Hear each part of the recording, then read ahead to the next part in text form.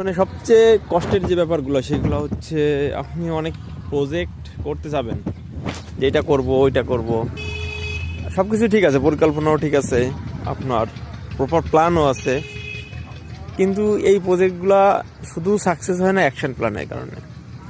মানে করবেন এটা ঠিক আছে, কিন্তু করতেছেন না। কেন করতেছেন না এটা নিজেও জানেন না।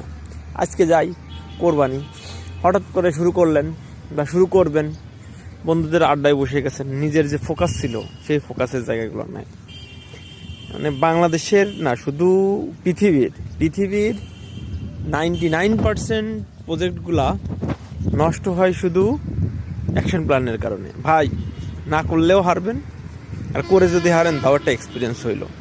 না করে হারলে একটা ব্যাপার কি, আপনি ওই বিষয়টা জানলেনই না, শুধু কল্পনা করে গেলেন।